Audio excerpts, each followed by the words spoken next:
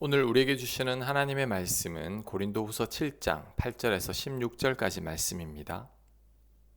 8절. 그러므로 내가 편지로 너희를 근심하게 한 것을 후회하였으나 지금은 후회하지 아니함은 그 편지가 너희로 잠시만 근심하게 한 줄을 알미라. 내가 지금 기뻐함은 너희로 근심하게 한 까닭이 아니요 도리어 너희가 근심함으로 회개함에 이른 까닭이라. 너희가 하나님의 뜻대로 근심하게 된 것은 우리에게서 아무 해도 받지 않게 하려 함이라. 하나님의 뜻대로 하는 근심은 후회할 것이 없는 구원에 이르게 하는 회개를 이루는 것이요 세상 근심은 사망을 이루는 것이니라. 아멘. 바울이 고린도 후서를 기록하기 전에 쓴 편지에서는 고린도 교회 교인들을 책망했었습니다. 그런데 그 편지를 쓰고 난 후에 바울이 후회했습니다. 왜냐하면 자식들 혼내고 나면 부모님 마음이 아픈 것처럼 바울도 교인들을 책망하고 나니까 마음이 아팠던 겁니다. 그런데 바울이 지금은 후회를 하지 않는다고 합니다. 왜냐하면 고린도 교회 교인들이 바울의 편지를 읽고 회개했기 때문입니다. 그래서 바울은 기쁘다고 말하고 있습니다. 이렇게 생각하면 됩니다. 부모님이 자녀들을 책망하고 나서 마음이 아팠지만 그 자녀들이 부모님 말씀을 듣고 반성한 겁니다. 그래서 부모님도 기쁜 거죠. 바울이 이런 겁니다. 자, 그러면서 바울은 이런 근심이 하나님 뜻대로 하는 근심이라고 말하고 있습니다.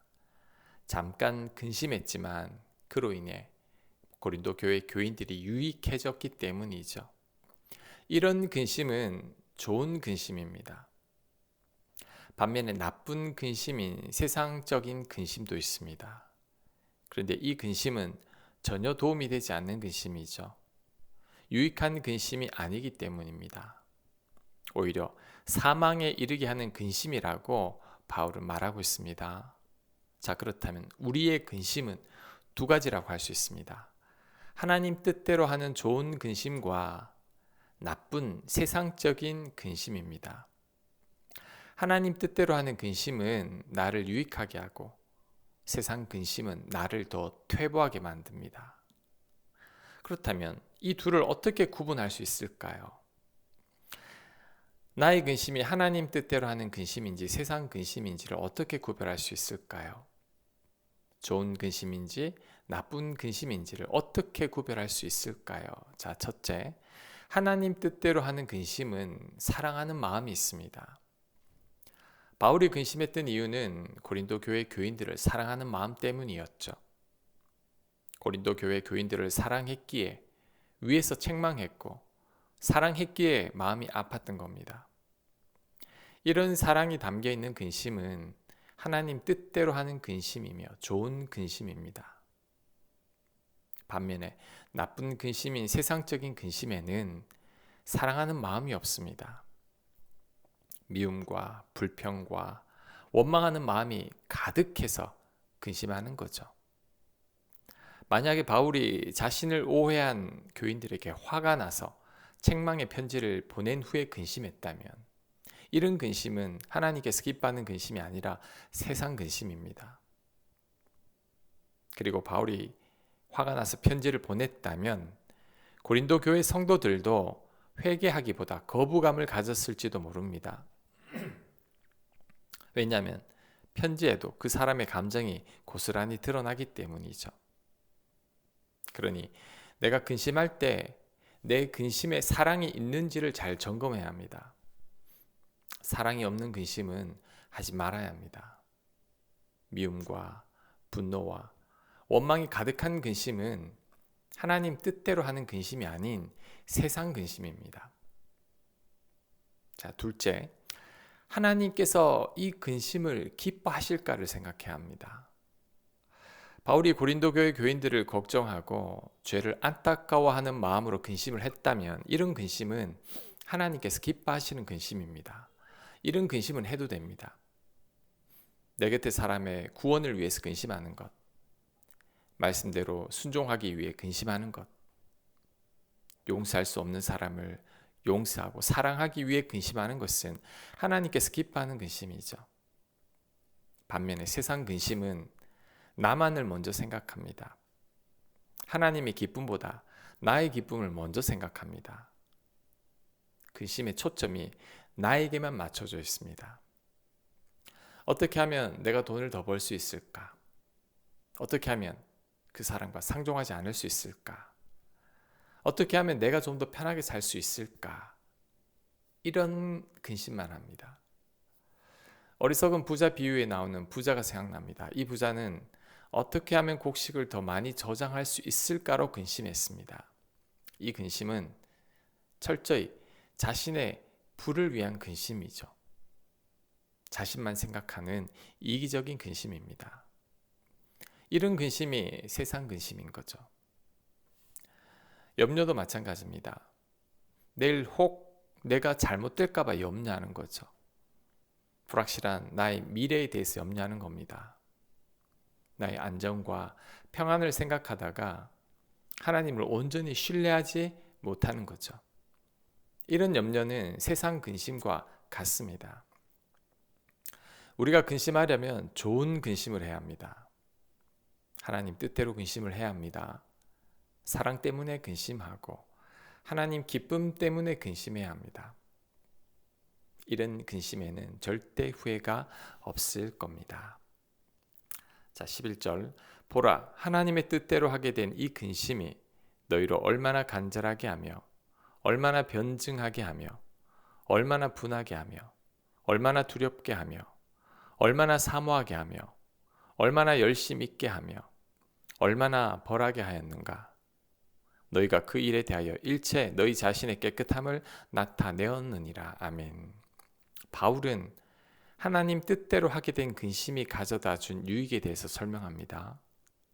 교인들 마음을 하나님께 간절하게 했고 의로운 분노를 가지게 했으며 하나님을 두려워하게 했고 하나님을 갈망하게 했으며 하나님께 열심을 갖게 했습니다. 또한 악을 미워하고 자신을 깨끗하게 했다고 합니다. 이를 볼 때 하나님 뜻대로 하는 근심은 유익합니다.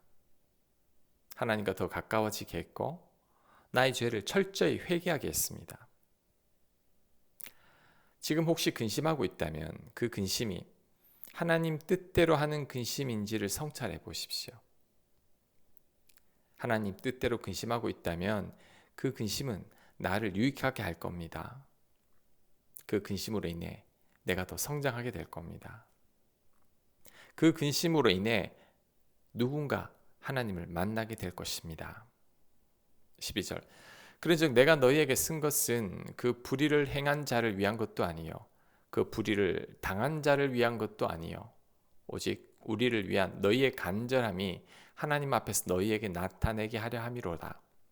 이로 말미암아 우리가 위로를 받았고 우리가 받은 위로 위에 디도의 기쁨으로 우리가 더욱 많이 기뻐함은 그의 마음이 너희 무리로 말미암아 안심함을 얻었음이라. 아멘. 바울의 편지로 인해 고린도 교회 교인들이 회개하게 되어서 바울이 위로를 받았고 디도의 마음도 고린도 교회 교인들의 회개와 변화로 인해 기뻐하고 있다고 말합니다. 자, 14절. 내가 그에게 디도를 말합니다.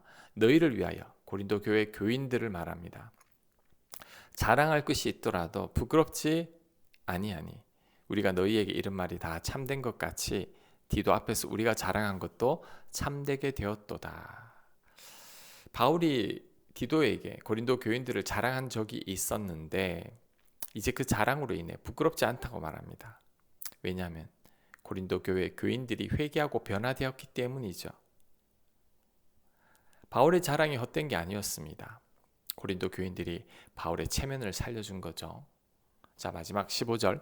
그가 디도를 말합니다. 디도가 너희 모든 사람들이 고린도 교회 교인들이 두려움과 떨므로 자기를 영접하여 순종한 것을 생각하고 너희를 향하여 그의 심정이 더욱 깊었으니 내가 범사에 너희를 신뢰하게 된 것을 기뻐하노라. 아멘. 고린도 교인들이 디도를 두려움과 떨므로 순종했다고 합니다. 그러니 디도도 고린도 교인들을 향한 마음이 더 기뻤다는 거죠. 그래서 바울도 기뻐하게 되었다고 고백합니다. 자, 오늘 본문은 고린도 교인들을 위한 칭찬이 가득하고 바울의 기쁨도 가득하죠. 그간 바울이 마음고생했던 것들이 다 사라졌음을 알 수 있습니다. 바울이 지금 이렇게 기뻐하는 것은 하나님 뜻대로 근심했기 때문입니다. 하나님께서 기뻐하시는 근심을 했기 때문이죠. 그로 인해 지금 바울이 몹시 기뻐하고 있습니다.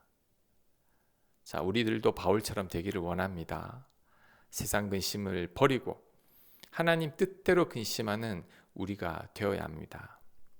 그래서 우리도 후에는 바울처럼 기쁨이 가득하게 되기를 간절히 축원합니다. 아멘.